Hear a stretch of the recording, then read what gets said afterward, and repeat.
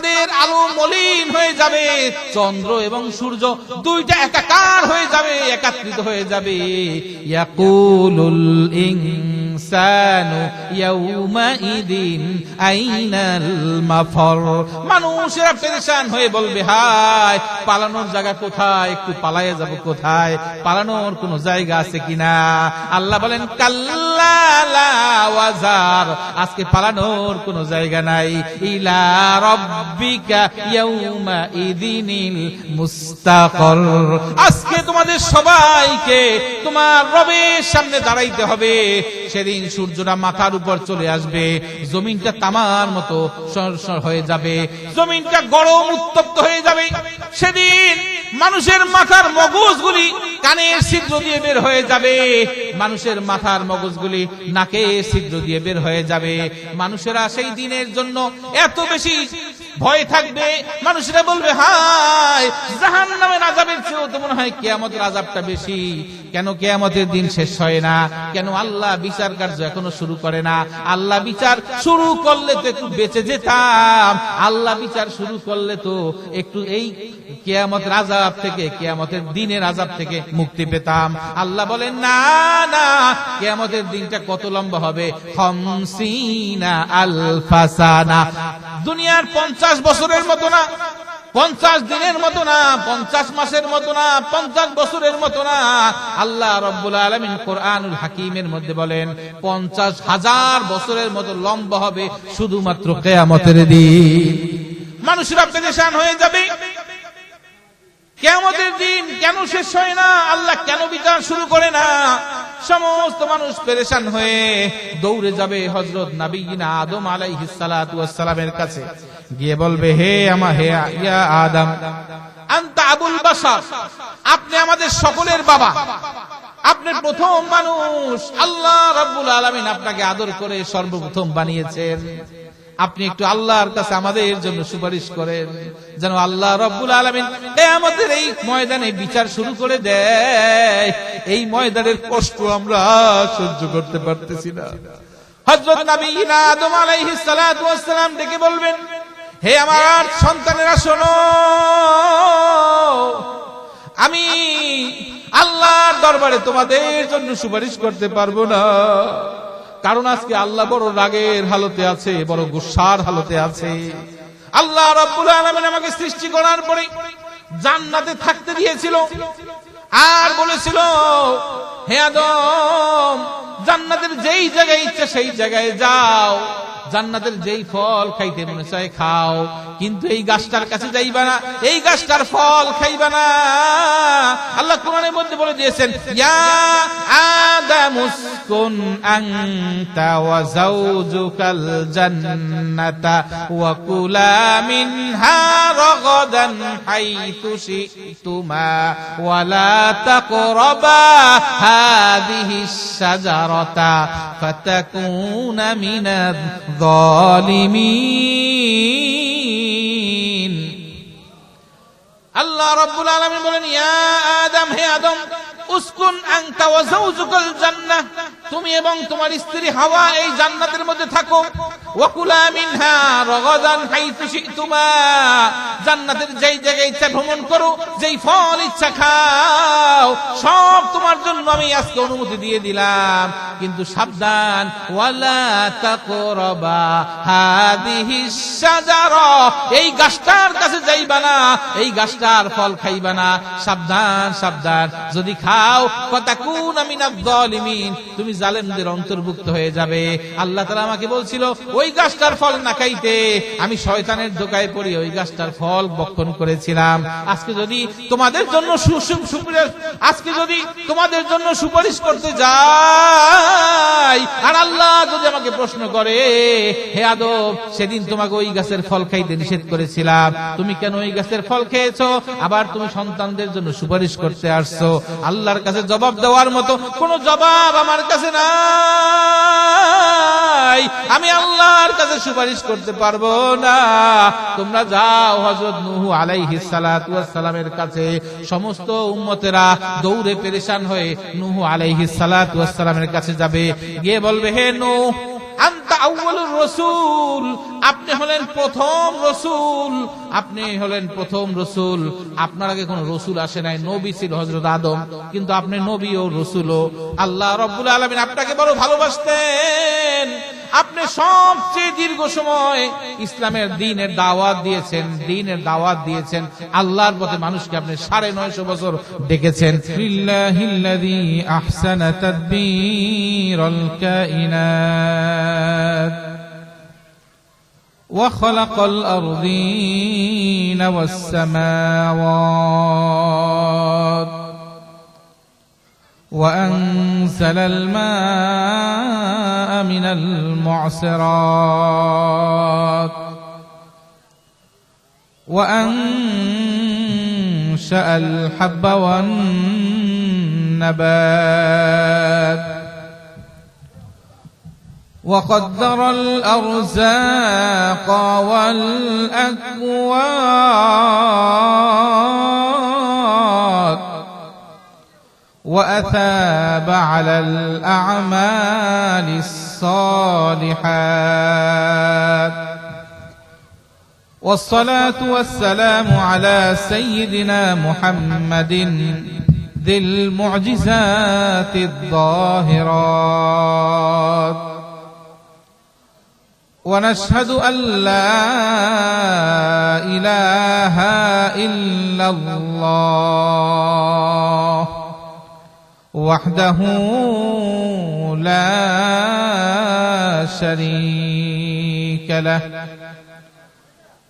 شريك له ولا شبيه له ولا مثيل له ونشهد أن سيدنا ومولانا محمدا عبده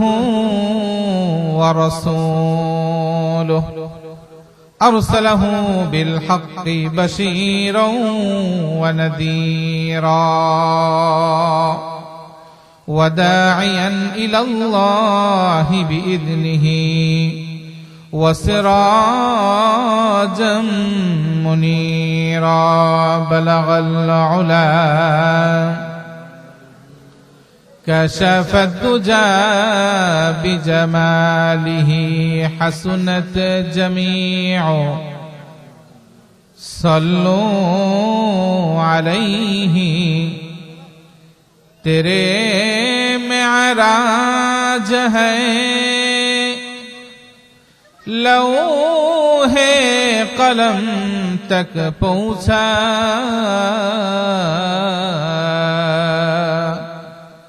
मेरे मेराज है तेरे कदम तक पहुंचा बलगल उला بكماله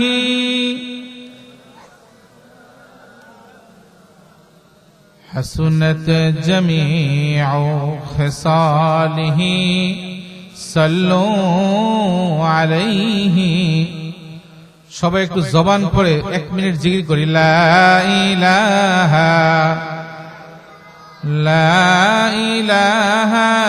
ইল্লাল্লাহ লা ইলাহা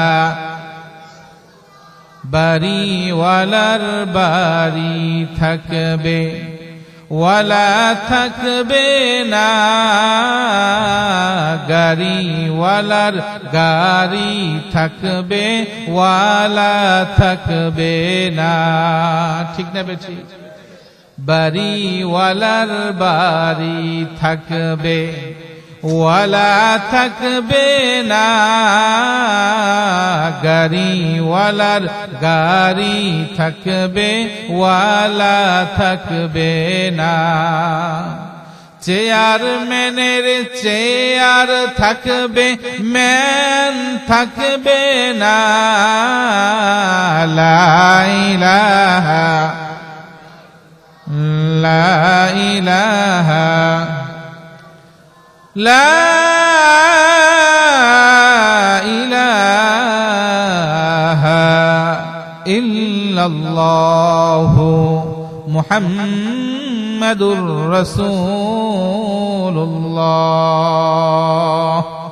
أعوذ بالله من الشيطان الرجيم بسم الله الرحمن الرحيم إذا زلزلت الأرض زلزالها وأخرجت الأرض أثقالها وقال الإنسان ما لها يومئذ تحدث أخبارها بأن ربك أوحى لها يومئذ يصدر الناس أشتاتا ليروا أعمالهم فمن يعمل مثقال ذرة خيرا يره ومن يعمل مثقال ذرة شرا يره صدق الله المولانا العظيم الحمد لله বহদ্দার হাট তালিমুল কোরআন সিদ্দিকিয়া মাদ্রাসা কর্তৃক আয়োজিত আজকের এই তাফসীরুল কোরআন মাহফিলের সম্মানিত সভাপতি এবং ইতিপূর্বে বয়ান করেছেন শ্রদ্ধেয় উলামায়ে কেরাম, মঞ্চে উপবিষ্ট মুরব্বিয়ানে আযম সহ আমার সামনে যারা আমরা উপস্থিত আছি, আমরা সকলে মিলে মহান মালিকের শুকরিয়া আদায় করি যে আল্লাহ রাব্বুল আলামিন আজ দুনিয়ার যাবতীয় কাজকর্ম থেকে বিরত রেখে আমাদেরকে অত্যন্ত আদর করে, মায়া করে, মহব্বত করে, রহমত করে, অনেক অনেক ভাইদের থেকে যাচাই বাছাই করে এই জান্নাতি সামিয়ানার নিচে উলামায়ে কেরামের মজলিসে জান্নাতের বাগানে আমাদেরকে আসার এবং বসার তৌফিক দান করেছেন। এজন্য সকলে মহব্বতের সাথে অন্তরের অন্তঃস্থল থেকে, হৃদয়ের গভীর থেকে মহান মালিকের শুকরিয়া আদায় করে বলি আলহামদুলিল্লাহ। আমার ভাইরা, আমরা সুখে দুঃখে, আধারে অন্ধকারে সব সময় শুকরিয়া আদায় করব কার? সুখে থাকলেও বলবো আলহামদুলিল্লাহ, কষ্টে থাকলেও কি বলবো? মনে থাকবে তো ইনশাআল্লাহ। যারা সব সময় বলে আলহামদুলিল্লাহ, আল্লাহ রাব্বুল আলামিন তাদের নিয়ামতকে আরো বাড়াইয়া দেয়। হযরত নবিয়িনা আদম আলাইহিস সালাতু ওয়াস সালাম, আমাদের সকলের আদি পিতা, নামটা শুনছেন না? আদম আলাইহিস সালাতু ওয়াস সালামকে যখন আল্লাহ তাআলা সৃষ্টি করেছেন, সৃজন করেছেন, সৃষ্টি করার পরে যখন প্রথম তো তার বডি সৃষ্টি করেছেন, এরপরে বডির ভিতরে যখন রূহ দিয়েছেন, রূহ দেওয়ার পরে তিনি সর্বপ্রথম একটা হাঁচি দিয়েছেন। হাঁচি দিয়ে বলেছেন আলহামদুলিল্লাহ। তাহলে বোঝা গেল আমাদের আদি পিতার জীবনের সর্বপ্রথম বাক্য ছিল আলহামদুলিল্লাহ। আল্লাহ রাব্বুল আলামিন পবিত্র কোরআনুল হাকিমকে 114টি সূরা দিয়ে সাজিয়েছেন। এর মধ্যে প্রথম সূরাটির নাম হলো সূরাতুল ফাতিহা। সূরাতুল ফাতিহার মধ্যে আল্লাহ রাব্বুল আলামিন সারা কোরআনের মধ্যে যা রেখেছেন, সূরাতুল ফাতিহার মধ্যে সবটুকু এনে জমা করেছেন সংক্ষেপে। এই জন্য সূরাতুল ফাতিহাকে বলা হয় আসাসুল কোরআন, কোরআনের ভিত্তি।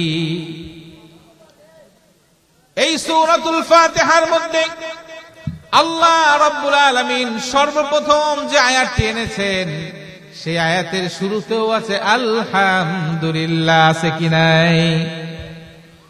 আলহামদুলিল্লাহি রাব্বিল আলামিন,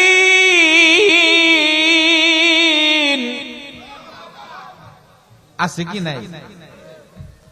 তাহলে কোরআনের শুরুতেও আলহামদুলিল্লাহ। আদম আলাইহিস সালাতু ওয়াস সালামের জীবনের প্রথম বাক্য ছিল আলহামদুলিল্লাহ।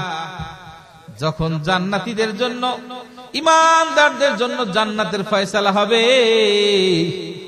আর ঈমানদাররা জান্নাতের দিকে যাওয়া শুরু করবেন, জান্নাতে ঢোকার পরে ঈমানদাররা সর্বপ্রথম যেই শব্দ বের করবেন সেটা হলো আলহামদুলিল্লাহ।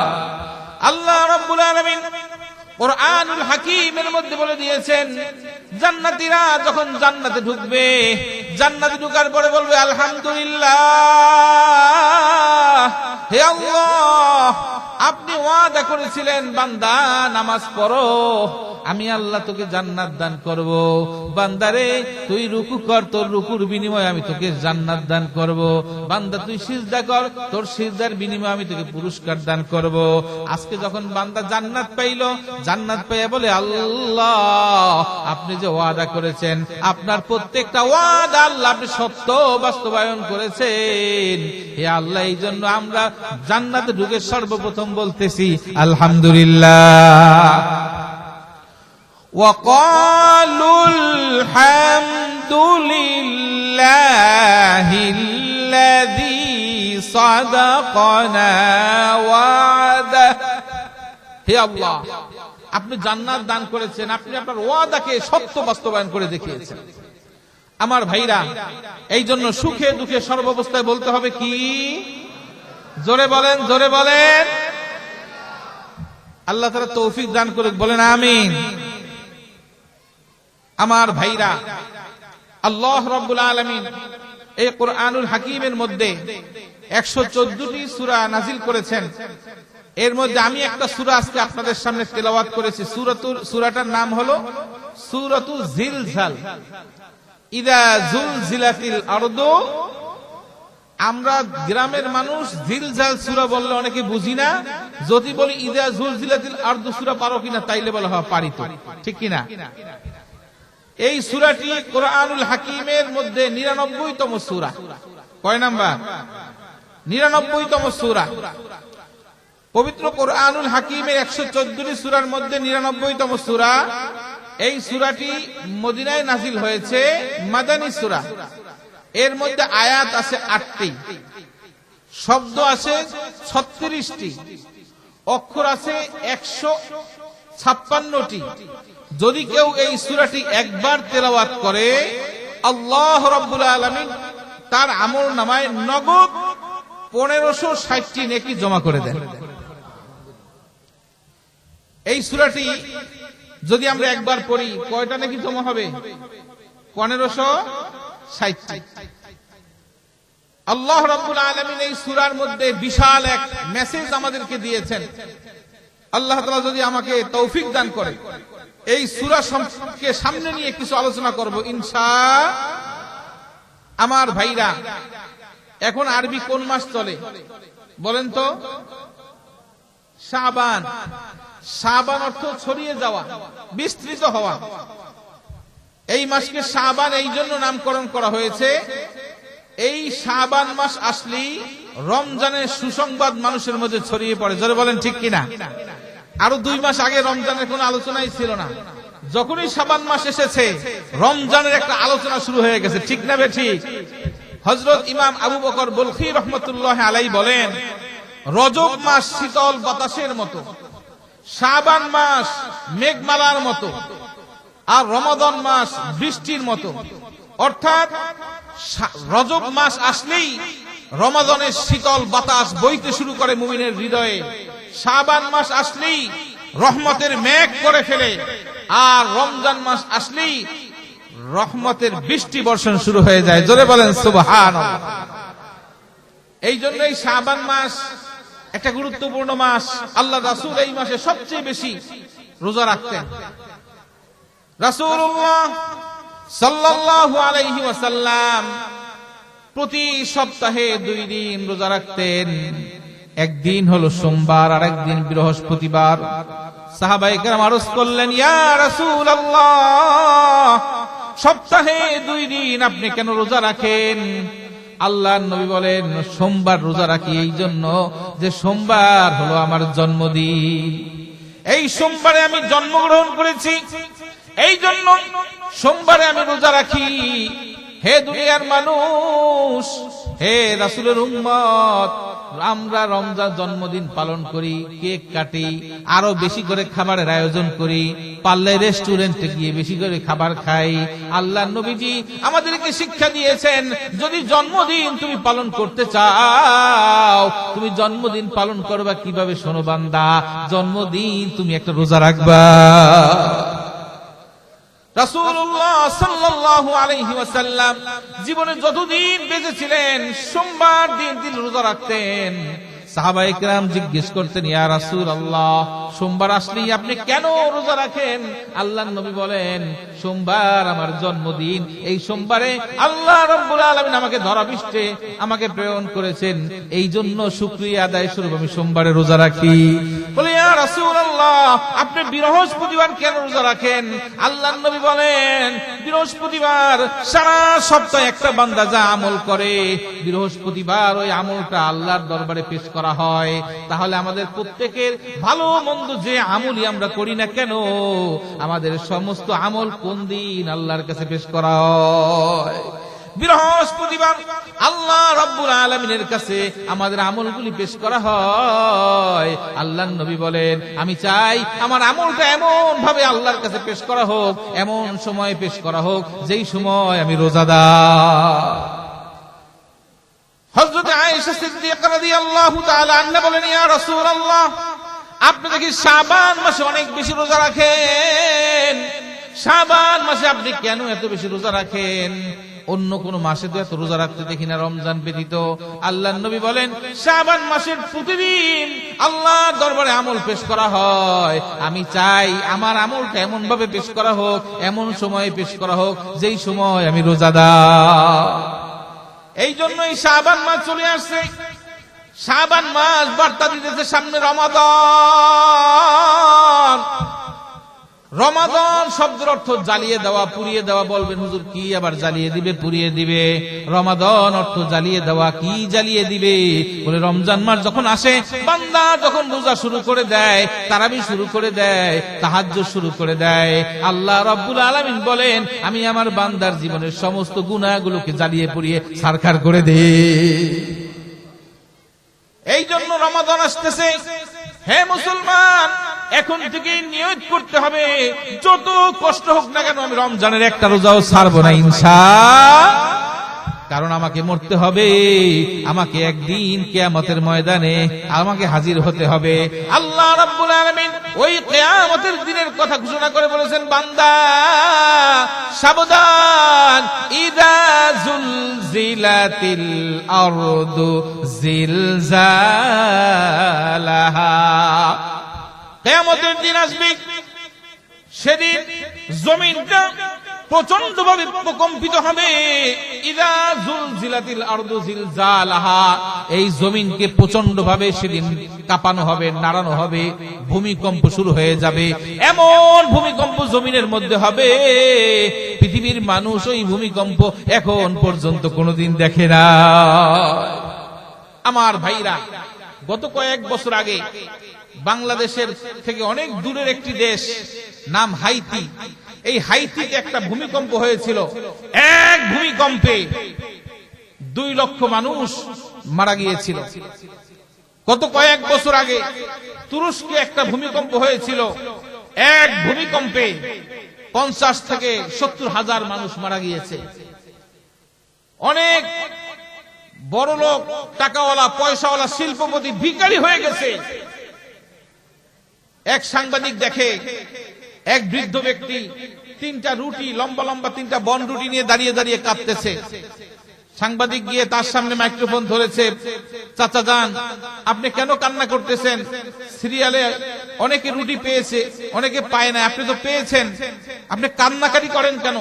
বলে, দেখো, এই যেই শহরে তুরস্কের ভূমিকম্প হলো, এই শহরের সবচেয়ে বড় বড় 3টা টাওয়ারের মালিক ছিলাম আমি। সবচেয়ে বড় বড় 3টা টাওয়ার, আমার টাওয়ারের নাম বললে সবাই চিনতো। মানুষ আমাকে সম্মান করত, আমার সুন্দর সাজানো গোছানো সংসার ছিল, ব্যবসা ছিল। কিন্তু আজ আমার সেই 3টা টাওয়ার মাটির সাথে মিশে গেছে, আমার স্ত্রী সন্তান সব মারা গেছে, আমার কিছু নাই, শুধুমাত্র 3টা বনরুটির মালিক আমি।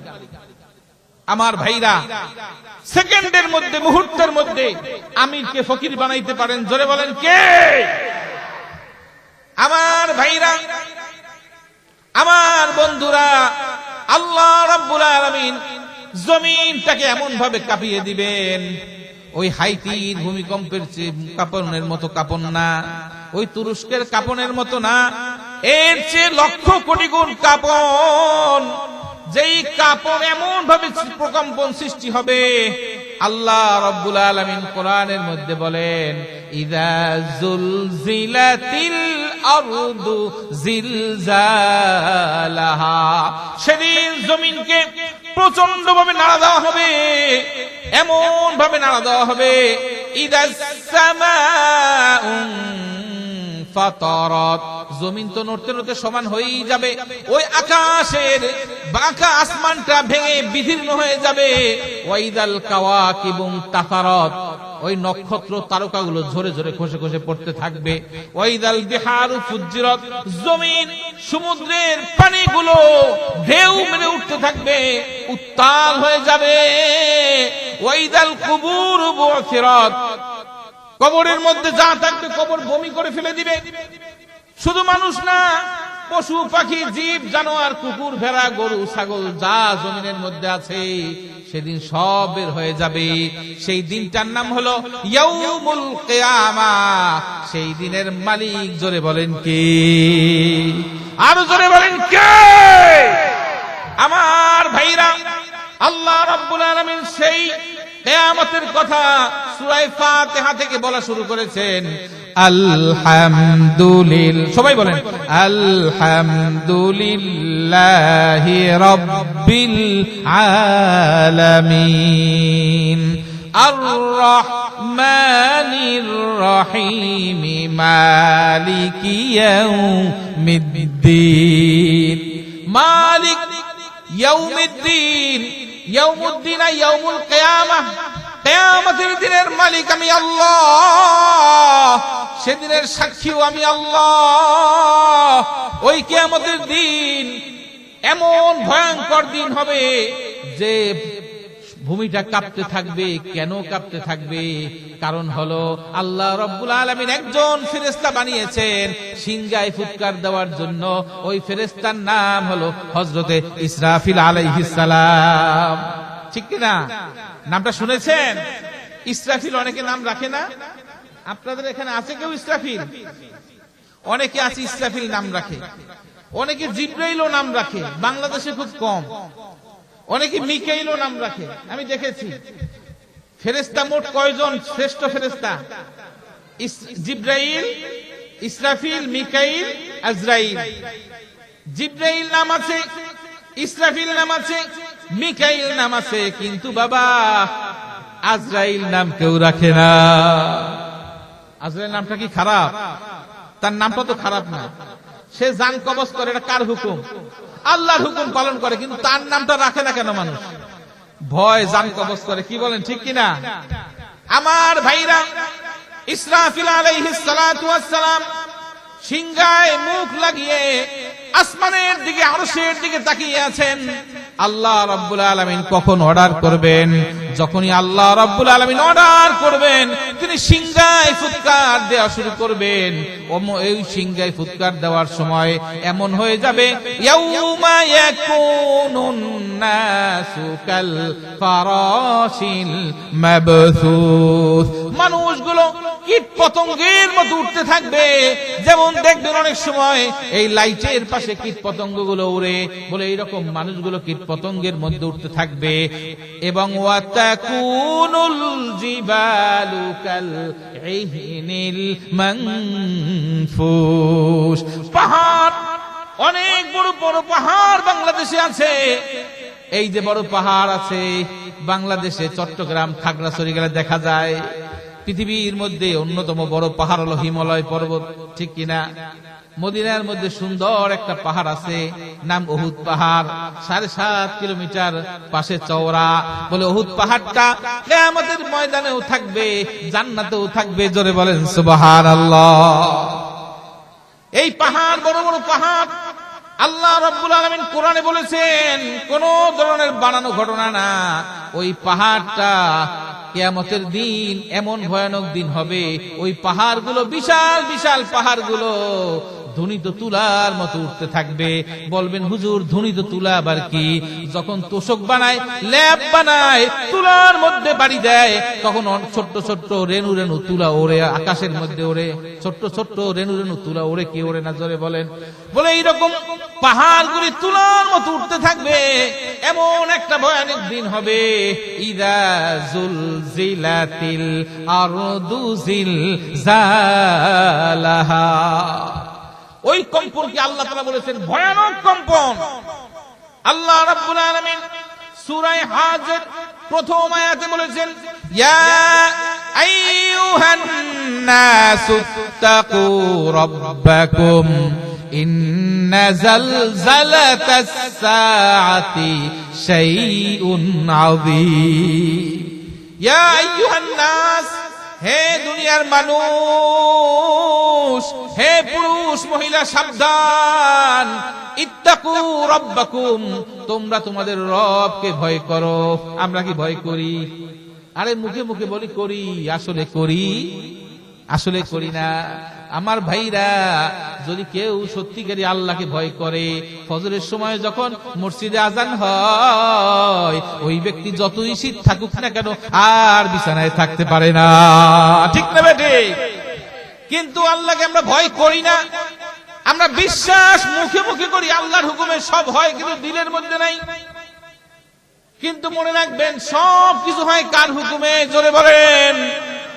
কার হুকুমে? সূর্যি মামা হয় উদিত পূর্বাকাশে, ভোর সকালে রৌদ্র লুটায় শিশির ঝরা দুর্বাঘাসে। কার হুকুমে সন্ধ্যা সাজে অগ্নি শুরু যায় পালিয়ে, তপ্ত আগুন এক নিমিষেই খড়কুট সব দেয় জ্বালিয়ে। কার হুকুমে বসন্তে ফের কহু কহু কোকিল ডাকে, চৈত্র মাসে উদার আপন চর জাগে ওই নদীর বাঁকে। কার হুকুমে চাঁদনি রাতে চাঁদ খোলে তার আলোর ডানা, কার হুকুমে চাঁদনি রাতে চাঁদ খোলে তার আলোর ডানা। সে যে আমার, এই সে যে আমার স্রষ্টা মহান, এই পৃথিবীর সবার জানা, ঠিক না বেঠি? আমার ভাইরা, আমার বন্ধুরা, কিয়ামতের ময়দান এমন কঠিন হবে। আল্লাহ রাব্বুল আলামিন বলেন, হে দুনিয়ার মানুষ, তোমার রবকে ভয় করো। কারণ হলো ইন্না জালজালাতাস সাআতি শাইউন আযীম। কিয়ামতের দিনের প্রকম্পন ভয়ানক প্রকম্পন। কেমন প্রকম্পন হবে? কেমন প্রকম্পন হবে? আল্লাহ রাব্বুল আলামিন বলতেছেন, ইন্না জালজালাতাস সাআতি শাইউন আযীম। সেই দিন এমন ভয়ঙ্কর হবে, বলে কুল্লু মুরদিআতিন তাযহালু কুল্লু মুরদিআতিন আম্মা আরদাত। দুনিয়ার মধ্যে দেখবেন কোন বাচ্চাকে যখন মা দুধ পান করায়, ওই দুধ পান করানোর সময়টা পর্যন্ত বাচ্চার প্রতি মায়ের সবচেয়ে বেশি ভালোবাসা থাকে। একটা মা যখন বাচ্চাকে দুধ পান করায়, দুধ পান করানোওয়ালা বাচ্চা যখন শোয়ে রাখে, মা কোনো কাজ করে, যে কাজই মা যাক না কেন, সন্তান যদি ওয়া বলে একটু কান্না করে উঠে, মা যত জরুরি কাজ থাকুক না কেন বাদ দিয়ে ছেলের কাছে আসে, সন্তানের কাছে আসে, কন্যার কাছে আসে।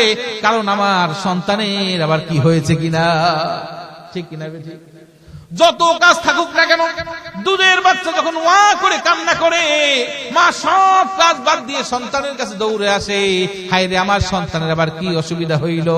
অনেক সময় ভিডিওর মধ্যে দেখবেন বড় বাঘ, বনের বাঘ যখন হরিণের উপর আক্রমণ করে, হরিণগুলা দৌড়ায়, কিন্তু যেই হরিণের বাচ্চা থাকে ছোট, দুধ পান করানোওয়ালা বাচ্চা, ওই হরিণের মা বাচ্চার জন্য দৌড়ায় না।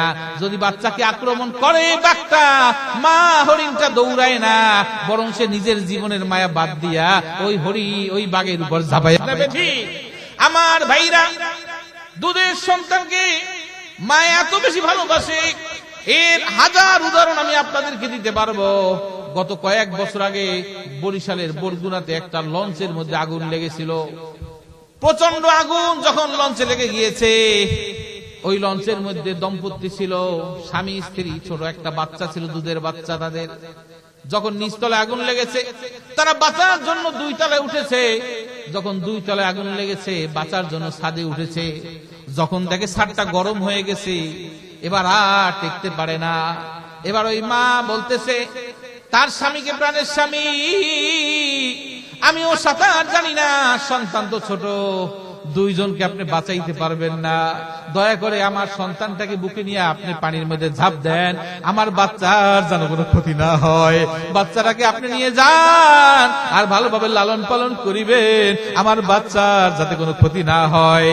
ওই স্বামী তখন স্ত্রীর হাত ধরে বলেছে, প্রাণের স্ত্রী, তুমিও তো সাঁতার জানো না, তোমাকেও তো বাঁচা দরকার, তুমি বাঁচলে আমি এরকম সন্তান আরো পাবো, তুমি না বাঁচলে আমি সন্তান কোথা থেকে পাবো? বলে এত কথা বলবেন না, দুনিয়ার অনেক আলো বাতাস মায়া আমি দেখেছি, দুনিয়ার অনেক মজার মজার খাবার আমি খেয়েছি, আমার সন্তান এখনো দুনিয়ার স্বাদ পাই না, আমার সন্তানকে আগে রক্ষা করেন, আমার জীবন চলে যায় যাক, আমার সন্তানের যাতে কিছু না হয়।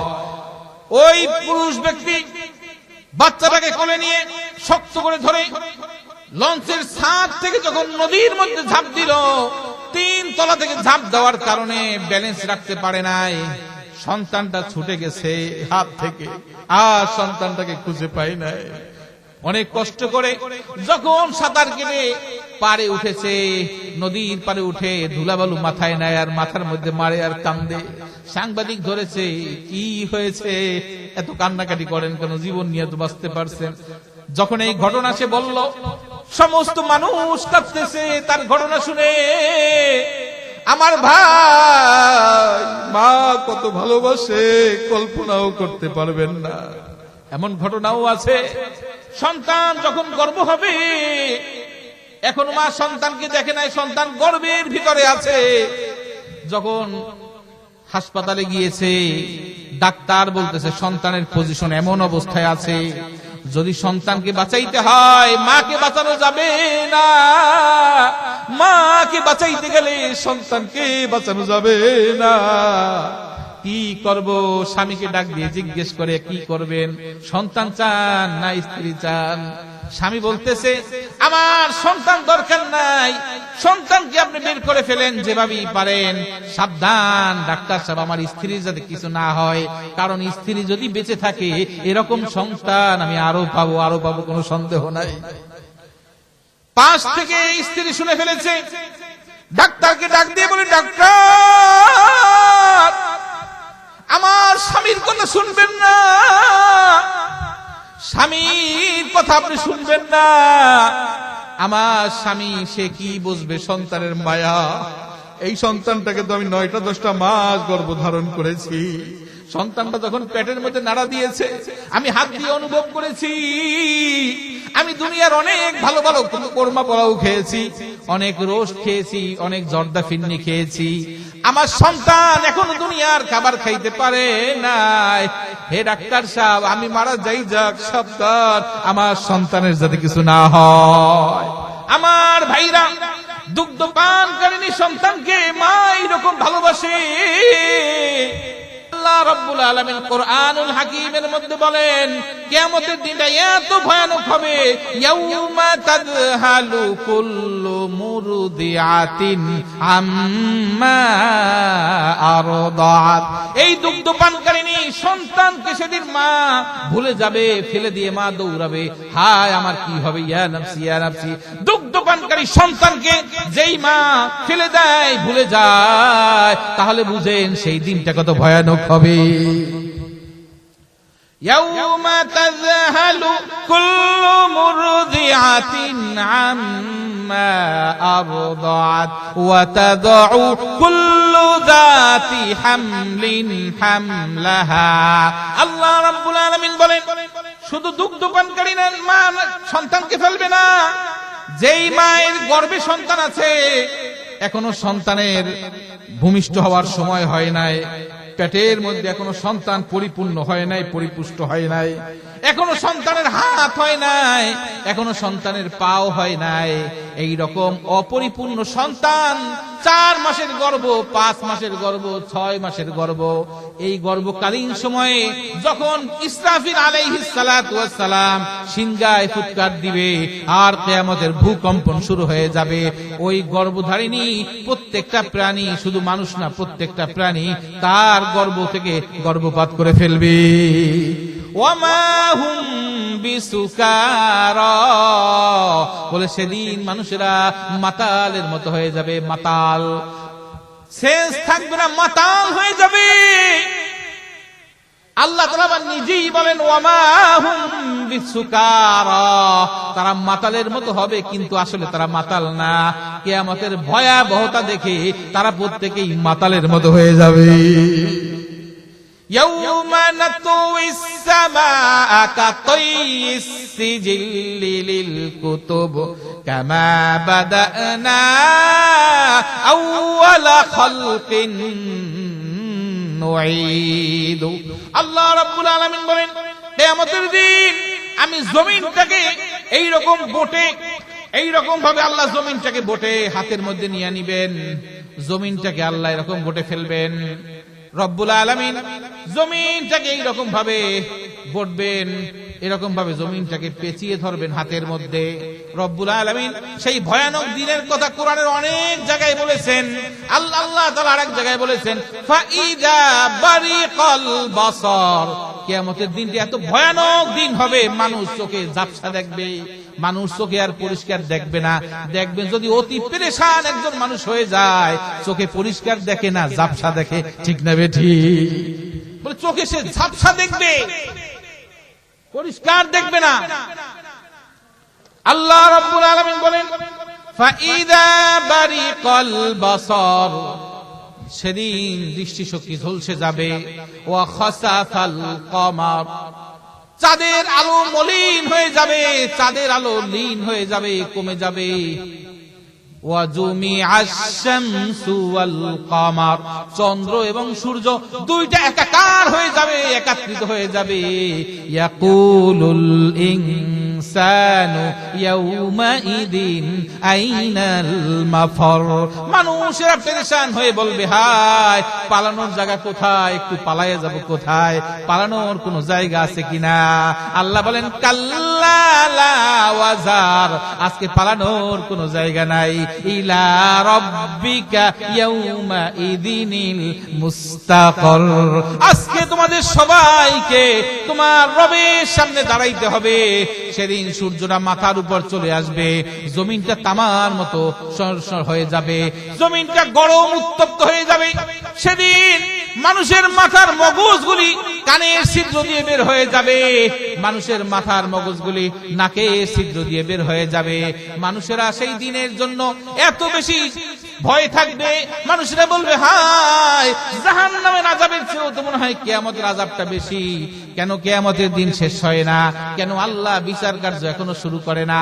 আল্লাহ বিচার শুরু করলে তো একটু বেঁচে যেতাম, আল্লাহ বিচার শুরু করলে তো একটু এই কিয়ামতের আযাব থেকে, কিয়ামতের দিনের আযাব থেকে মুক্তি পেতাম। আল্লাহ বলেন না না, কিয়ামতের দিনটা কত লম্বা হবে, 50 আলফা সানা, দুনিয়ার 50 বছরের মতো না, 50 দিনের মতো না, 50 মাসের মতো না, 50 বছরের মতো না। আল্লাহ রাব্বুল আলামিন কোরআনুল হাকিমের মধ্যে বলেন 50,000 বছরের মতো লম্বা হবে শুধুমাত্র কিয়ামতের দিন। মানুষরা পেরেশান হয়ে যাবে, কিয়ামতের দিন কেন শেষ হয় না, আল্লাহ কেন বিচার শুরু করে না। সমস্ত মানুষ পেরেশান হয়ে দৌড়ে যাবে হযরত নবীনা আদম আলাইহিস সালাতু ওয়াস সালামের কাছে, গিয়ে বলবে হে ইয়া আদম আনতা আবুল বাশার, আপনি আমাদের সকলের বাবা, আপনি প্রথম মানুষ, আল্লাহ রাব্বুল আলামিন আপনাকে আদর করে সর্বপ্রথম বানিয়েছেন। আপনি একটু আল্লাহর কাছে আমাদের জন্য সুপারিশ করেন যেন আল্লাহ রাব্বুল আলামিন কিয়ামতের এই ময়দানে বিচার শুরু করে দেয়। এই ময়দানের কষ্ট আমরা সহ্য করতে পারতেছি না। হযরত নবীনা আদম আলাইহিস সালাতু ওয়াস সালাম ডেকে বলবেন হে আমার সন্তানেরা শোনো, আমি আল্লাহর দরবারে তোমাদের জন্য সুপারিশ করতে পারবো না, কারণ আজকে আল্লাহ বড় রাগের হালতে আছে, বড় গুসার হালতে আছে। আল্লাহ রাব্বুল আলামিন আমাকে সৃষ্টি করার পরে জান্নাতে থাকতে দিয়েছিল আর বলেছিল, হে আদম, জান্নাতের যেই জায়গায় ইচ্ছা সেই জায়গায় যাও, জান্নাতের যেই ফল খাইতে মনে চায় খাও, কিন্তু এই গাছটার কাছে যাইবা না, এই গাছটার ফল খাইবা না।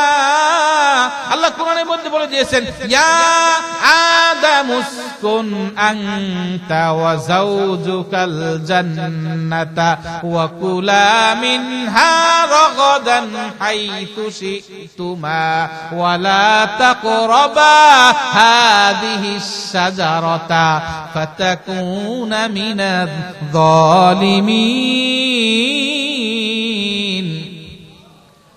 আল্লাহ রাব্বুল আলামিন বলেন, ইয়া আদম, হে আদম, উসকুন আনতা ওয়া যাওজুকাল জান্নাহ, তুমি এবং তোমার স্ত্রী হাওয়া এই জান্নাতের মধ্যে থাকো। ওয়া কুলা মিনহা রাগাদান হাইথু শি'তুমা, জান্নাতের যেই জায়গায় ইচ্ছা ভ্রমণ করো, যেই ফল ইচ্ছা খাও, সব তোমার জন্য আমি আজকে অনুমতি দিয়ে দিলাম, কিন্তু সাবধান, ওয়ালা তাকরাবা হাযিহিশ শাজারা, এই গাছটার কাছে যাইবা না, এই গাছটার ফল খাইবা না, সাবধান সাবধান, যদি খাও ফাতাকুনা মিনাজ যালিমিন, তুমি জালেমদের অন্তর্ভুক্ত হয়ে যাবে। আল্লাহ তাআলা আমাকে বলছিল ওই গাছটার ফল না খাইতে, আমি শয়তানের ধোঁকায় পড়ে ওই গাছটার ফল ভক্ষণ করেছিলাম। আজকে যদি তোমাদের জন্য আজকে যদি তোমাদের জন্য সুপারিশ করতে যাই, আর আল্লাহ যদি আমাকে প্রশ্ন করে, হে আদম, সেদিন তোমাকে ওই গাছের ফল খাইতে নিষেধ করেছিলাম, তুমি কেন ওই গাছের ফল খেয়েছো, আবার তুমি সন্তানদের জন্য সুপারিশ করতে আসছো, আল্লাহর কাছে জবাব দেওয়ার মতো কোন জবাব আমার কাছে নাই, আমি আল্লাহর কাছে সুপারিশ করতে পারবো না। তোমরা যাও হযরত নূহ আলাইহিস সালাতু ওয়াস সালামের কাছে। সমস্ত উম্মতেরা দৌড়ে পেরেশান হয়ে নূহ আলাইহিস সালাতু ওয়াস সালামের কাছে যাবে, গিয়ে বলবে, হে নূহ, আনতা আউয়ালুর রাসূল, আপনি হলেন প্রথম রাসূল, আপনি হলেন প্রথম রাসূল, আপনার আগে কোন রাসূল আসে নাই, নবী ছিল হযরত আদম, কিন্তু আপনি নবী ও রাসূলও। আল্লাহ রাব্বুল আলামিন আপনাকে বড় ভালোবাসতেন, আপনি সবচেয়ে দীর্ঘ সময় ইসলামের দ্বীনের দাওয়াত দিয়েছেন, আল্লাহর পথে মানুষকে আপনি 950 বছর ডেকেছেন। আপনি একটু আমাদের জন্য আজ আল্লাহর দরবারে সুপারিশ করেন, আল্লাহ রাব্বুল আলামিন যেন কিয়ামতের বিচারটা শুরু করে দেয়। হযরত নূহ আলাইহিস সালাতু ওয়াস সালাম সারেন্ডার করবে, বলবে, আমি পারবো না সুপারিশ করতে, তোমরা যাও। কারণ হলো ওই যে তুফান শুরু হয়েছিল, তুফানের মধ্যে আল্লাহ রাব্বুল আলামিন বলেছিল, নূহ, যখন তুফানটা শুরু হবে ঈমানদারদেরকে ডেকে ডেকে নৌকায় উঠাইবা, কোন বেঈমানকে তোমার নৌকায় উঠাইবা না। কিন্তু সেদিন আমার সন্তান ছিল বেঈমান, আমার সন্তানকে আমি ডাকছিলাম, আয় আয় নৌকায় ওঠ। আল্লাহ রাব্বুল আলামিন সেদিন ধমক দিয়ে বলেছিলেন, লাইসা মিন আহলিক, সে তোমার পরিবারের লোকজন না, যে ঈমান আনে না সে তোমার পরিবারের লোক হইতে পারে না। আজকে আল্লাহ তাআলা যদি আমাকে জিজ্ঞেস করে, হে নূহ, সেই ভূমিকম্পে, সেই তুফানের সময়, হে নূহ, ওই তুফানের সময় যখন তোমাকে আমি বলেছিলাম শুধুমাত্র ঈমানদারদেরকে নৌকায় উঠাইতে, তুমি কেন তোমার বেঈমান সন্তানকে নৌকায় দিকে ডাকছো? আল্লাহর কাছে আজকে আমি জবাব দিতে পারবো না, আল্লাহ বড় রাগের হালতে আছে, আমি সুপারিশ করতে পারবো না। তোমরা যাও হযরত ইব্রাহিম আলাইহিস সালাতু ওয়াস সালামের কাছে। সমস্ত মানুষ পেরেশান হইয়া হযরত ইব্রাহিম আলাইহিস সালাতু ওয়াস সালামের কাছে যাবে, গিয়ে বলবে, আনতা খলিলুল্লাহ, আপনি আল্লাহর বন্ধু, আল্লাহ তাআলা আপনাকে বড় ভালোবাসেন, আপনি একটু আল্লাহর কাছে আমাদের জন্য সুপারিশ করেন। তিনি বলবেন, না না, আমি আল্লাহর কাছে তোমাদের জন্য সুপারিশ করতে পারবো না, কারণ আমি 3টা কথা বলেছিলাম, মিথ্যার সাদৃশ্য, মিথ্যা না কিন্তু মিথ্যার সাদৃশ্য। আল্লাহ তাআলা যদি আজকে ওই কথাগুলো সম্পর্কে আমাকে প্রশ্ন করে, তুমি এই কথাগুলো কেন বলছিলে, আমি উত্তর দিতে পারবো না, আমি পেরেশান, আল্লাহ বড় রাগের হালতে আছে, আমাকে প্রশ্ন করলেই আমি জবাব দিতে পারবো না। তোমরা যাও হযরত মূসা আলাইহিস সালাতু ওয়াস সালামের কাছে। সমস্ত উম্মতেরা মূসা আলাইহিস সালাতু ওয়াস সালামের কাছে যাবে, গিয়ে বলবে, আনতা কালিমুল্লাহ, আপনি আল্লাহর সাথে সবচেয়ে বেশি কথা বলেছেন, আপনার রেকর্ড আপনি আল্লাহর সাথে সরাসরি কথা বলেছেন, আপনি একটু আমাদের জন্য সুপারিশ করেন।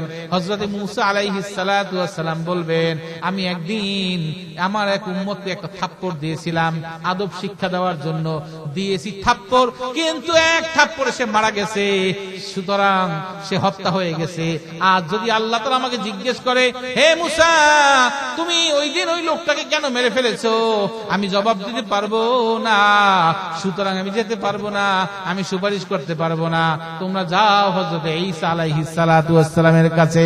সবাই যাবে হযরত ঈসা আলাইহিস সালাতু ওয়াস সালামের কাছে, গিয়ে বলবে, আনতা রূহুল্লাহ, আল্লাহ রাব্বুল আলামিন আপনাকে বানিয়েছেন, পিতা ছাড়া কুদরতি ভাবে আল্লাহ আপনাকে বানিয়েছেন, আল্লাহ তাআলা জন্ম থেকেই আপনাকে নবী বানিয়েছেন, আপনি একটু আমাদের জন্য আল্লাহর দরবারে সুপারিশ করেন।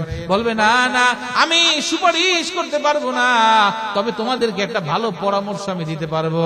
শোনো শোনো, এই কিয়ামতের ময়দানে যদি তন্ন তন্ন করে খোঁজো, কাউকে পাইবা না তোমাদের জন্য সুপারিশ করতে, সবাই শুধু বলে ইয়া নাফসি ইয়া নাফসি।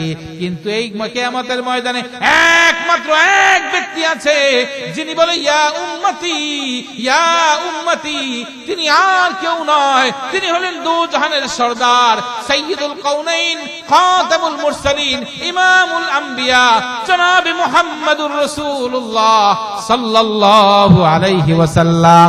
জোরে বলেন আল্লাহু আকবার, আরো জোরে বলেন আল্লাহু আকবার। আল্লাহু আকবার বলতে কি ভয় লাগে, কষ্ট লাগে? আল্লাহু আকবার এটা জাতীয় স্লোগান, আল্লাহু আকবার মুসলমানদের জাতীয় স্লোগান, আল্লাহু আকবার নবীদের স্লোগান, আল্লাহু আকবার সাহাবীদের স্লোগান, আল্লাহু আকবার তাবেঈনদের স্লোগান, আল্লাহু আকবার সকল পীর মাশায়েখদের স্লোগান, আল্লাহু আকবার উলামায়ে কিরামের স্লোগান, আল্লাহু আকবার সকল মুমিন মুসলমানের স্লোগান। যারা আল্লাহু আকবার স্লোগানকে পছন্দ করে আমরা তাদেরকে পছন্দ করি, যারা আল্লাহু আকবার স্লোগানকে অপছন্দ করে আল্লাহর কসম আমরা তাদের অপছন্দ করি। জোরে বলেন ঠিক না বেঠিক? জোরে বলেন আল্লাহু আকবার। या मोहम्मद आप पर लाखों सलाम, या मोहम्मद आप पर लाखों सलाम, हामिद महमूद अहमद आप पर लाखों सलाम, हामिद महमूद अहमद आप पर लाखों सलाम, या मोहम्मद आप पर लाखों दुरूद, या मोहम्मद आप पर लाखों दुरूद, हामिद महमूद अहमद आप पर लाखों दुरूद, हामिद महमूद अहमद आप पर लाखों दुरूद। জোরে বলেন আল্লাহু আকবার। আমার ভাইরা, সমস্ত উম্মতরা সেদিন দৌড়ে আমাদের নবী মুহাম্মদুর রাসূলুল্লাহ সাল্লাল্লাহু আলাইহি ওয়াসাল্লামের কাছে যাবে। আল্লাহ নবীর কাছে গিয়ে বলবেন, ইয়া রাসূলুল্লাহ, ইয়া হাবিবাল্লাহ, অনেক নবীদের কাছে গিয়েছি, কেউ আমাদের জন্য সুপারিশ করে নাই, আপনি শেষ নবী, আপনি যদি সুপারিশ না করেন আর কেউ নাই যার কাছে গিয়ে আমরা সুপারিশের জন্য যাব, আপনি একটু দয়া করে আল্লাহর কাছে সুপারিশ করেন যেন আল্লাহ তাআলা বিচারটা শুরু করে দেয়। কিয়ামতের এই কষ্ট আমরা সহ্য করতে পারি না। আল্লাহ নবী এই কথা শোনা মাত্রই মাকামে মাহমুদ নামক জায়গার মধ্যে সিজদায় পড়ে যাবেন, সিজদায় পড়ে কিছু আল্লাহর প্রশংসা করবেন, এমন এমন শব্দ দিয়ে আল্লাহর প্রশংসা করবেন। আল্লাহ সেদিন আল্লাহ সেই প্রশংসার বাক্যগুলো আল্লাহর নবীকে শিখিয়ে দিবেন। নবীজি ওই প্রশংসা করে করে কাঁদতে থাকবেন, চোখের পানি ফেলতে থাকবেন। আল্লাহ তাআলা ডাক দিয়ে বলবে, হে আমার বন্ধু, আর কত কাঁদবেন? দুনিয়ার মধ্যে অনেক কেঁদেছেন, ওই তায়েফের ময়দানে ইসলামের দাওয়াত দিতে গিয়েছিলেন, তায়েফবাসী আপনাকে পাগল পাগল করে আপনাকে পাথর মেরেছিল, পাথরগুলো আপনার মাথায় পড়েছিল, শরীরে পড়েছিল। আমাদের নবীর শরীরে মাথায় পাথরের আঘাতে আঘাতে আমাদের নবী রক্তাক্ত হয়ে গিয়েছিল। আর নবীজির সাথে একজন মাত্র সাহাবী ছিলেন, যায়েদ ইবনে হারেস। যায়েদ ইবনে হারেস বলেন, আল্লাহর নবীর যেই জায়গা থেকে রক্ত বের হয় নবীজি ওই জায়গা তাড়াতাড়ি মুছে ফেলে, যেই জায়গায় রক্ত বের হয় ওই জায়গাটাই আমার নবী কাপড় দিয়ে মুছে ফেলে। হযরত যায়েদ ইবনে হারেস বলেন, ইয়া রাসূলুল্লাহ, আপনি এত কষ্ট করে ওই রক্তগুলোকে মুছতেছেন কেন? নবী বলে, হে হে যায়েদ, তুমি কি জানো না ওরা তো বোঝে না ওরা কাকে পাথর মারতেছে। আমি নবী মুহাম্মদুর রাসূলুল্লাহ। আরে আমার এক ফোঁটা রক্ত যদি এই তায়েফের জমিনে পড়ে, কিয়ামত পর্যন্ত তায়েফের জমিনে একটা ঘাস আর কোনোদিন উদ্গত হবে না। তায়েফবাসী কি করে খাবে? তায়েফবাসীর কষ্ট হবে। এই জন্য আমি আমার রক্তগুলো মুছতেছি। আরে আমার নবীকে তো মানুষ হিসাবে আমরা চিনি নাই, আমার নবীকে বনের পশু পাখিরাও চিনছেন। জোরে বলেন ঠিক নেবে ঠিক। একদিন একটা উট আল্লাহর নবীকে দেখে আল্লাহর নবীর সামনে এসে মাথা নিচা করে দাঁড়িয়ে আছে আর চোখের পানি ফেলতেছে। জোরে নবীজি রাস্তা দিয়ে চলতেছেন, একটা উট আল্লাহর নবীর সামনে এসে মাথাটা নিচু করে দিয়ে চোখের পানি ফেলতেছে, কি যেন বলতেছে কান্না করে। নবীজি বললেন, এই উটটি কার? উটের মালিককে ডাক দাও। সাহাবীরা বললেন, ইয়া রাসূলুল্লাহ, এই উটটি তো অমুক ব্যক্তির, বলে তাকে ডেকে আনো। তাকে ধরে নিয়ে আসা হলো। নবীজি বললেন, তুমি উটটা দিয়ে অনেক বেশি কাজ করাও, অনেক বেশি বোঝা বহন করাও, কিন্তু উটটাকে পর্যাপ্ত খাবার দাও না, উটের উপর তুমি জুলুম করতেছো কেন? ওই ব্যক্তি বলে, ঠিকই আমি উটের উপর উট দিয়ে অনেক কাজ করাই, কিন্তু পর্যাপ্ত খাবার দেই না। কিন্তু নবীজি আপনি কেমনে বুঝলেন? বলে, তোমার উট তো আমার কাছে দেখো অভিযোগ করতেছে, চোখের পানি ফেলতেছে। ওই ব্যক্তি ইহুদি ছিল। নবীজির হাত ধরে বলেন, ইয়া রাসূলুল্লাহ, আপনি নবী হইতে আর কোন প্রমাণ আমার দরকার নাই, আপনি আমাকে পড়াইয়া দেন লা ইলাহা ইল্লাল্লাহু মুহাম্মাদুর রাসূলুল্লাহ সাল্লাল্লাহু আলাইহি ওয়াসাল্লাম। নবীজি মাকামে মাহমুদের সিজদায় পড়ে আল্লাহর প্রশংসা করতে থাকবেন আর কাঁদতে থাকবেন। আল্লাহ রাব্বুল আলামিন বলবেন, হে আমার বন্ধু, ইরফা রাসাক, দয়া করে মাথাটা উঠান, আর কাঁদবেন না। দুনিয়ার মধ্যে অনেক কেঁদেছেন। তায়েফের ময়দানে যেই জায়গায় আমার নবীজিকে পাথর মারছে, আমি সেই জায়গাটা অনেকবার দেখেছি। আল্লাহ তো আমাকে 14 বার আল্লাহর ঘরে যাওয়ার তৌফিক দান করছে। আমি দেখে আসছি সেই জায়গাটা। নবীজিকে পাথর মারতে মারতে নবীজির সারা শরীর রক্তাক্ত করে ফেলেছে। আল্লাহ নবীজি দাঁড়িয়ে থাকতে পারতেছিলেন না, নবীজি বসে পড়ছিলেন। নবীকে আবার বাহু ধরে দাঁড় করিয়ে আবার পাথর মারছে ওই তায়েফবাসী। নবীজি একটা আঙ্গুর বাগানের মধ্যে গিয়ে আশ্রয় নিয়েছেন, একটু বসেছেন, বিশ্রাম করেছেন। আঙ্গুর বাগানের মালি ছিল আদ্দাস নামক এক ব্যক্তি। ওই আদ্দাস নবীজিকে দেখে তার মায়া লাগছে, যদিও সে ইহুদি ছিল, কিন্তু নবীজিকে দেখে, রক্তাক্ত শরীর দেখে তার মায়া লেগেছে। সে অনেকগুলো আঙ্গুর সংগ্রহ করে চিপে এক গ্লাস শরবত বানিয়ে নিয়ে আসছে নবীজির জন্য। আমার নবীজি সেদিন তৃষ্ণার্ত ছিল, ক্ষুধার্ত ছিল। ওই এক গ্লাস আঙ্গুরের শরবত খেয়ে আমার নবী অনেক তৃপ্তি পেয়েছে, খুশি হয়েছে। আদ্দাসের মাথার উপরে হাত দিয়ে দোয়া করে দিয়েছে। যখনই আদ্দাসের উপরে হাত বুলিয়ে দিল, আদ্দাসের হৃদয়ের মধ্যে কালিমার পতাকা উঠতে লাগলো। কালিমার নূর আদ্দাসের হৃদয়ের মধ্যে আলোকিত হয়ে গেল। কালিমা নূর আদ্দাসের কলিজার মধ্যে প্রবেশ করলো। আদ্দাস আমার নবীর হাত ধরে বলতেছে, ইয়া রাসূলুল্লাহ, আর দেরি করবেন না, আমাকে পড়াইয়া দেন লা ইলাহা ইল্লাল্লাহু মুহাম্মাদুর রাসূলুল্লাহ। আদ্দাস সেদিন কালিমা পড়ে মুসলমান হয়েছিলেন। সেই আদ্দাসের নামে তায়েফের মধ্যে একটা মসজিদ নির্মাণ করা হয়েছে। মসজিদের নাম হলো মসজিদে আদ্দাস। সারা পৃথিবীর হাজী সাহেবগণ যারা মদিনায় যায়, তায়েফে যায়, আদ্দাস রাদিয়াল্লাহু তাআলা আনহু ওই মসজিদে গিয়ে 2 রাকাত নামাজ পড়ে। নবীজি যখন তায়েফের ময়দানে দাওয়াত দিতে লাগলেন, তাকে পাথর মারতে লাগলো।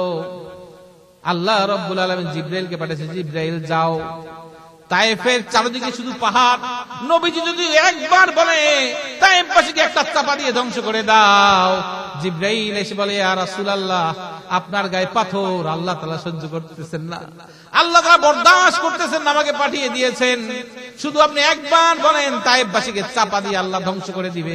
এই তায়েফের মধ্যে কোনো মানুষ ছিল বলে আর কোনো নিশানা থাকবে না। আল্লাহ নবী হাত তুলে আল্লাহর দরবারে চোখের পানি ফেলে বলে, আল্লাহ, ওরা বোঝে না, ওরা চেনে না, না বুঝে আমাকে পাথর মারতেছে, ওদেরকে আপনি মারিয়েন না, ওদেরকে ধ্বংস করেন না গো আল্লাহ। ওদেরকে যদি আপনি ধ্বংস করেন, কে আপনাকে আল্লাহ বলে ডাকবে? আল্লাহ আপনি ওদেরকে হেদায়েত দিয়ে দেন। আমার ভাইরা, আমার বন্ধুরা, এইভাবে রাসূলুল্লাহ তায়েফে দাওয়াত দিয়েছেন। আল্লাহ বলেন, হে আমার বন্ধু, ইরফা রাসাক, আজকে আর কাঁদবেন না, মাথাটা উঠান, ওয়াসফা তুসাফা, আজকে আপনি আমার কাছে যেই সুপারিশ করবেন আমি আপনার সেই সুপারিশটাই কবুল করে নেব। আজকে আর কাঁদবেন না। অনেক কেঁদেছেন, উহুদের ময়দানে কেঁদেছেন, বদরে কেঁদেছেন, সারা জীবন এই উম্মতের জন্য কেঁদেছেন, আর কাঁদবেন না। ইরফা রাসাক, মাথাটা উঠান, ওয়াসফা তুসাফা, আপনি আজকে সুপারিশ করেন, আপনার সুপারিশ কবুল করা হবে। এবার আল্লাহর নবী বলতেছে, ইয়া আল্লাহ, হে আল্লাহ, আমার উম্মতের মধ্যে যদি কেউ এক জাররা পরিমাণ ঈমান নিয়েও আসে, তাকে আপনি জাহান্নামে নিতে পারবেন না, তাকে জান্নাতে নিতে হবে। সাহাবায়ে কেরাম বলেন, ইয়া রাসূলুল্লাহ, কিয়ামতের দিন আপনাকে আমরা কোথায় খুঁজে পাবো, কোথায় পাবো? আল্লাহর নবী বলেন, হে আমার সাহাবারা, একটা মুরগি যদি বাচ্চা নিয়ে বের হয়, ছোট ছোট বাচ্চা নিয়ে যখন মুরগিটা বের হয়, আর উপর যদি একটা কাক বা বাজ বা চিল যদি উঠতে থাকে, মা মুরগিটা পেরেশান হয়ে যায়, একবার ডান দিকে দৌড় দেয়, একবার বাম দিকে দৌড় দেয়, একবার পাখা ঝাপটায়, যাতে তার কোনো বাচ্চাকে ওই কাক চিল বাজে না নিতে পারে। জোরে বলেন ঠিক কিনা? মুরগিটা পেরেশান হয়ে যায়। হে আমার উম্মত, হে আমার সাহাবা, শোনো শোনো, কিয়ামতের ময়দানে আমি ওই রকম পেরেশান থাকবো যাতে আমার একটা উম্মত জাহান্নামে না যায়। আমি একবার ওই পুলসিরাতের পোলের দিকে আমি দৌড়াবো, আর একবার হাউজে কাউসারে, আর একবার মিজানের পাল্লার দিকে। আমি এই তিন জায়গার মধ্যে আমাকে খুঁজবা, এখানেই আমাকে পাইবা। এই তিন জায়গার মধ্যে আমি পেরেশান থাকবো, আমার একটা উম্মত যাতে জাহান্নামে না যায়। ওই নবীজিকে নিজের মায়ের চেয়ে, নিজের বাবার চেয়ে, নিজের সন্তানের চেয়ে, নিজের জীবনের চেয়ে ওই নবীজিকে কে কে বেশি ভালোবাসে? একটু হাত তুলি। আল্লাহু আকবার। হাত নামাই। কেমনে যাইব আমি ওই মদিনায়, যাইব আমি ওই মদিনায়। মদিনায় যাইতে মনে চায়? সবাই মনে চাই তো? আমার সাথে সবাই বলেন, কেমনে যাইব আমি ওই মদিনায়, কেমনে যাইব আমি ওই মদিনায়, যেখানে আমার নবী আরামে ঘুমায়, হায় যেখানে আমার নবী কাঁদিয়া বেড়ায়, কেমনে যাইব আমি ওই মদিনায়, কেমনে যাইব আমি ওই মদিনায়। বদর উহুদ খন্দক আছে যেই জায়গায়, খুন মোবারক ঝরাইলেন উম্মতের মায়ায়। বদর উহুদ খন্দক আছে যেই জায়গায়, খুন মোবারক ঝরাইলেন উম্মতের মায়ায়।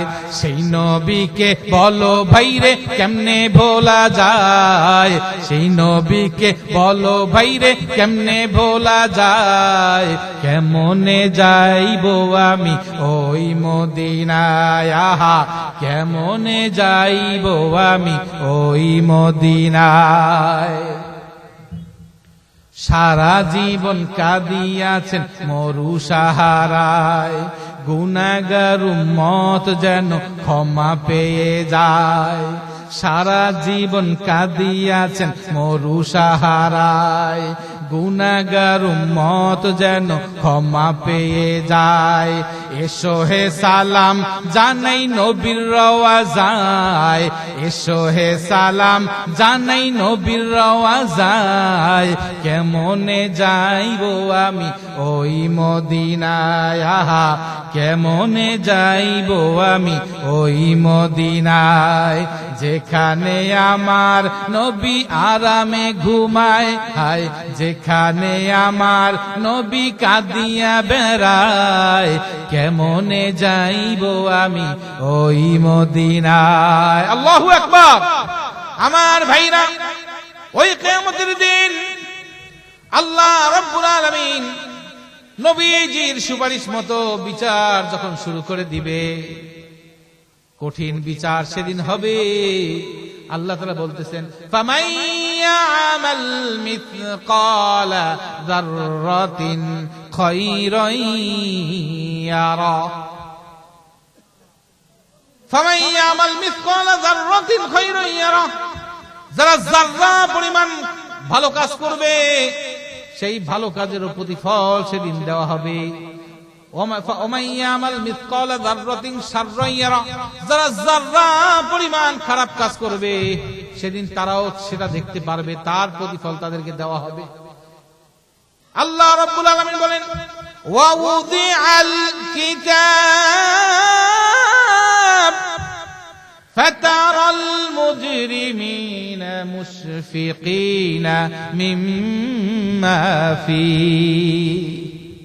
কিয়ামতের দিন যখন আমলনামা হাতে দেওয়া হবে, গুনাহগার ব্যক্তি ভয়ে থরথর করে কাঁপতে থাকবে, দেখবে সমস্ত গুনাহ লেখা আছে, একটাও বাদ যায় নাই। ওই ব্যক্তি তখন আফসোস করবে আর বলবে, ইয়া লাইতানি মালি হাযাল কিতাব লা ইউগাদিরু সগীরাতাও ওয়ালা কাবীরাতান ইল্লা আহসাহা। হায় আফসোস, এটা কেমন আমলনামা, লা ইউগাদিরু সগীরাতান ওয়ালা কাবীরাতান, ছোট বড় কোনো গুনাহই তো বাদ যায় নাই, সবই তো এখানে লেখা আছে, কোনোটাই তো বাদ যায় নাই। হায় আজকে আমার কি অবস্থা হবে কিয়ামতের দিন। দুনিয়ায় যাদের আমলনামা ভালো হবে তাদের আমলনামার ডান হাতে দেওয়া হবে। ফাআম্মা মান উতিয়া কিতাবাহু বিয়ামিনিহি, যাদের আমলনামাটা ডান হাতে দেওয়া হবে, ফাসাউফা ইউহাসাবু হিসাবান ইয়াসীরা, তারা বুঝতে পারবে হ্যাঁ আমার হিসাবটা সহজ হয়ে গেছে। ওয়ায়ানকলিবু ইলা আহলিহি মাসরুরা, তারা দৌড়ে তাদের পরিবারের কাছে যাবে আর খুশিতে বলবে আমার হিসাবটা সহজ হয়ে গেছে। সবাই দোয়া করি, আল্লাহ আমাদের হিসাবটাকে, আমাদের আমলনামাটা ডান হাতে দিয়ে দেন, বলেন আমিন। আমলনামা ডান হাতে আল্লাহ দিয়ে দেন, সবাই বলি আমিন। ওয়া আম্মা মান উতিয়া কিতাবাহু ওয়ারাআ যহরি ফাসাউফা ইয়াদউ সুবুরা, আর সেদিন যাদের আমলনামা পিছনে দেওয়া হবে, আমলনামা পিছনে কিভাবে দিবে, বলে হাতটাকে, বাম হাতটাকে মটকাইয়া পিছনের দিকে নিয়ে যাবে, হাতটা মটকাইয়া পিছনের দিকে ঘুরে যাবে, ঘুরে দিবে, এরপরে সেখানে আমলনামা দিয়ে দিবে। আর আল্লাহ তাআলা বলবেন, ইকরা কিতাবাক, হে বান্দা তুই তোর আমলনামা পড়, কাফা বিনাফসিকাল ইয়াউমা আলাইকা হাসিবা, তুই তোর হিসাব মিলা, তোর হিসাব কি হওয়া দরকার, তুই কি জান্নাত পাওয়ার উপযুক্ত না জাহান্নাম পাওয়ার উপযুক্ত, তোমার হিসাব তুমি মিলাও, তোমার হিসাব তুমি করো, বান্দা নাও আমলনামা নিয়ে পড়ো, দেখো সেদিন কোনো কিছু অস্বীকার করার সুযোগ আছে? জোরে বলেন আছে? আল ইয়াউমা নাখতিমু আলা আফওয়াহিহিম ওয়া তুকাল্লিমুনা আইদিহিম ওয়া তাশহাদু আরজুলুহুম বিমা কানু ইয়াকসিবুন। আল্লাহ রাব্বুল আলামিন হিসাব নেওয়া যখন শুরু করবে, মানুষ এই মুখ দিয়ে মিথ্যা বলতে শুরু করবে, আল্লাহ জবানটাকে বন্ধ করে দিবে, হাতকে বলবে হাত তুই সাক্ষী দে, হাত সাক্ষী দেবে আল্লাহ আমি হাত দিয়ে এই লোকটাই অপরাধ করেছে, পাও সাক্ষী দেবে। আমার ভাইরা, এই আমার দেহ আমার বিরুদ্ধে সাক্ষী দেবে। এই জন্য এই দেহ নিয়ে বড়াই করা দরকার নাই, এই দেহটাও আমার না। জোরে চিৎকার মেরে বলেন এই দেহটা কার? মাটির এই দেহ নিয়ে তুমি করিও না বড়াই, দু চোখ বন্ধ হলে দেখবে পাশে কেহ নাই। মাটির এই দেহ নিয়ে তুমি করিও না বড়াই, দু চোখ বন্ধ হলে দেখবে পাশে কেহ নাই। যাকে তুমি ভাবছো আপন, যাকে তুমি ভাবছো আপন, সেই হবে পর। আপন হবে নামাজ রোজা অন্ধকার কবর, আপন হবে নামাজ রোজা অন্ধকার কবর। আমার ভাইরা, ওই কিয়ামতের ময়দানে আপনাকেও হাজির হতে হবে, আমাকেও হাজির হতে হবে। কিয়ামতের ময়দান থেকে আমরা কেউ বাঁচতে পারবো না। জোরে বলেন ঠিক না বেঠিক? কেউ বাঁচতে পারবো? এই জন্য কিয়ামতের ময়দানে যাওয়ার আগে, কিয়ামতের ময়দানে হাজির হওয়ার আগে, দুনিয়া থেকে বিদায়ের আগে আমাদেরকে ঈমান আমল নিয়ে যাইতে হবে। রাজি আছেন ইনশাআল্লাহ? এই ঈমান আমল, এটাই আপনার বন্ধু। ছেলে সন্তান স্ত্রী পুত্র সব পড়ে থাকবে। এজন্য আসুন আমরা জীবনে যত গুনাহ করেছি তওবা করি, ইস্তেগফার করি, আল্লাহর কাছে ক্ষমা চাই।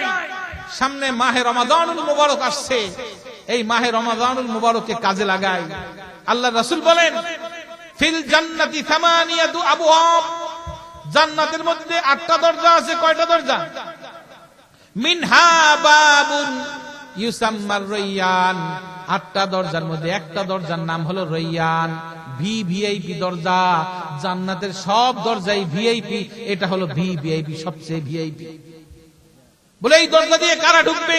লা ইয়াদখুলুহু ইল্লাস সাইমুন, এই দরজা দিয়ে শুধু এক দল ঢুকবে, যারা রমজানের রোজাগুলো সঠিকভাবে পালন করত, যারা রোজাদার। এই জন্য আমরা সবাই জান্নাতের সেই ভিআইপি গেট দিয়ে ঢুকতে রাজি আছি ইনশাআল্লাহ। আল্লাহ তৌফিক দান করুন, সবাই বলি আমিন। এই যে মাদ্রাসা আপনাদের বহদ্দার হাট তালিমুল কোরআন সিদ্দিকিয়া মাদ্রাসা, এই মাদ্রাসার এখানে এই মাদ্রাসা আপনাদের অনেক পুরানো মাদ্রাসা। আলহামদুলিল্লাহ মাদ্রাসা থেকে ছাত্র হাফেজ হয়েছে, পাগড়ি দিয়েছি। আপনি জানেন সারা পৃথিবীতে ভূমিকম্প হয়ে লক্ষ লক্ষ মানুষ মারা গেছে, কিন্তু বাংলাদেশে ওই রকম বড় ভূমিকম্প হয় না। ঢাকা শহরে এবার যে ভূমিকম্প হয়েছিল অনেক শক্তিশালী ভূমিকম্প, তারপরও তেমন কোনো ক্ষয়ক্ষতি হয় নাই। এর একটা বড় কারণ হইল আমরা যখন ফজরের নামাজে ঠিক মতো পড়তে পারি না, ওই হেফজখানার ছাত্রটা রাত 3টায় উঠে সে কোরআন তেলাওয়াত শুরু করে দেয়, ঠিক কিনা? আপনি আমি যখন ফজরের নামাজ বাদ দিয়ে দেই, পড়তে পারি না, সে তখন উঠে মাসুম বাচ্চা কোরআনের তেলাওয়াত শুরু করে দেয়।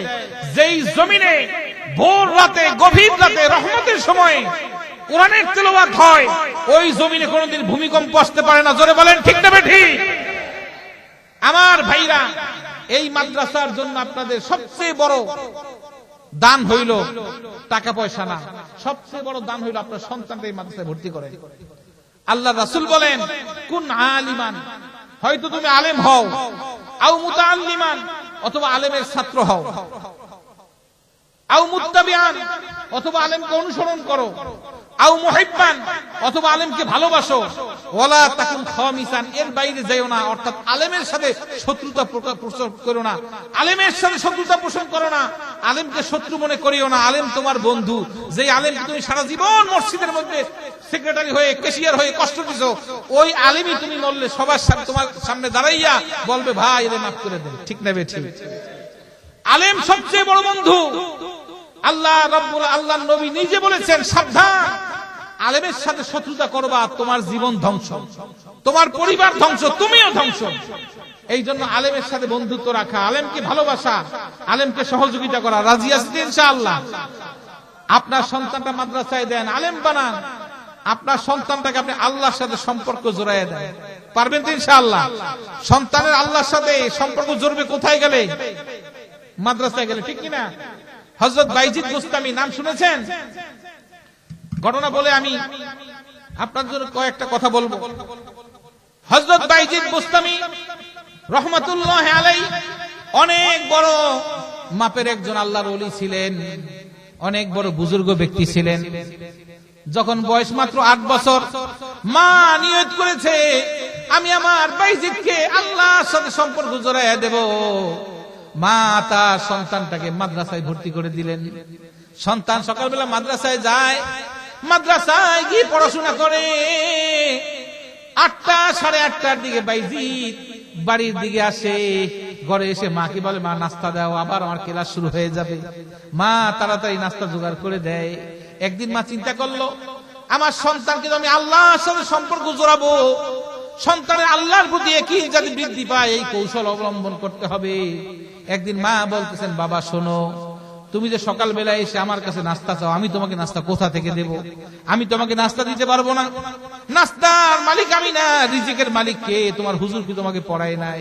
বলে, হ্যাঁ হুজুর তো পড়াইছে, রিজিকের মালিক আল্লাহ। বাইজিদ বুস্তামির মা বলতেছে, তোমার উস্তাদ তোমাকে পড়িয়েছে, রিজিকের মালিক আল্লাহ, তাহলে তুমি কেন আমার কাছে এসে নাস্তা চাও?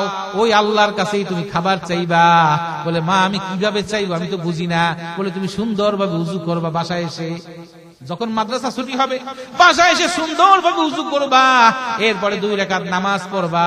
নামাজ পড়ে আল্লাহর কাছে বলবা, আল্লাহ গো, সকালে ফজরের পর থেকে কোরআন তেলাওয়াত করেছি, মাদ্রাসায় আলিফ বা তা পড়েছি, কোরআন পড়েছি, সূরা পড়েছি, আমার উস্তাদের সাথে আমি কোরআন তেলাওয়াত শিখেছি। হে আল্লাহ, আপনি আমাকে নাস্তার ব্যবস্থা করে দেন, আমি ক্ষুধা পেয়েছি। বাইজি ছোট মানুষ, ছোট মানুষকে যেভাবে গড়বেন সেভাবেই গড়বে। এবার সে পরের দিনে সে সুন্দরভাবে উযু করলো, 2 রাকাত নামাজ পড়ে আল্লাহর কাছে দোয়া করতেছে, আল্লাহ নাস্তার ব্যবস্থা করে দেন। সকালে উস্তাদের কাছে পড়েছি, কোরআন তেলাওয়াত করেছি, ক্ষুধা লেগে গেছে।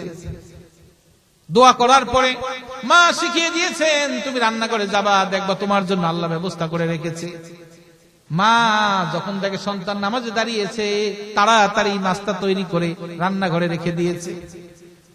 বাইজিদ তাড়াতাড়ি যখন দোয়া শেষ হয়ে গেছে, বাইজিদ ঘরে ঢুকে, রান্নাঘরে ঢুকে, খাবার রুমে ঢুকে সে খাবার খেয়ে ফেলেছে।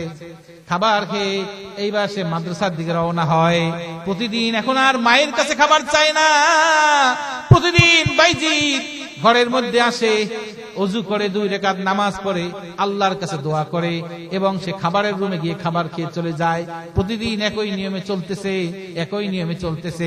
হঠাৎ একদিন তার মা খাবার রেডি করতে পারে না, ঘরের মধ্যে খাবার নাই, সন্তান নামাজে দাঁড়িয়ে গেছে, মা পেরেশান হয়ে গেছে। আজকে যদি নামাজ শেষ করে, সন্তান দোয়া শেষ করে গিয়ে খাবার না পায়, সন্তানের আল্লাহর প্রতি ইয়াকিন নষ্ট হয়ে যাবে। মা পেরেশান হইয়া আশেপাশের বাড়িতে দৌড়ানো শুরু করলো। বিভিন্ন বাড়িতে গেল, আমার সন্তানের জন্য একটু নাস্তার ব্যবস্থা আছে কিনা, 2টা রুটি আছে কিনা, 1টা রুটি আছে কিনা। প্রতিবেশী কোনো ঘরে নাস্তা পেল না। মা পেরেশান হয়ে শুকনো মুখ নিয়ে, মলিন মুখ নিয়ে মা ঘরের দিকে আসতেছে। এসে দেখে বাইজিদ ঘর থেকে মুখ মুছতে মুছতে বের হয়, আর মাকে দেখে বলে, মা তোমার জন্য অপেক্ষা করেছি, তুমি তো আসো না, আমার তো ক্লাসের সময় হয়ে যায়, এই জন্য আমি নামাজ পড়ে দোয়া করে নাস্তা খেয়ে ফেলেছি। মা বুঝতে পেরেছে এই নাস্তা কার পক্ষ থেকে এসেছে, জোরে বলেন, আরো জোরে বলেন, কার পক্ষ থেকে। মা খুশি হইয়া হাত 2খানা উপরের দিকে তুলিয়া বলে, আলহামদুলিল্লাহ, আল্লাহ আমি তো এইটাই চাইতেছিলাম, আমার স্বপ্নই তো এইটা ছিল যে আমার আপনার রহমতের নজর আমার সন্তানের উপর পড়ুক। আজকে যেহেতু আপনি আমার সন্তানের জন্য নাস্তার ব্যবস্থা করেছেন, তাহলে আল্লাহ আমার মধ্যে ইয়াকিন পয়দা হয়ে গেল, আপনার রহমতের নজর আমার সন্তানের উপর পড়েছে।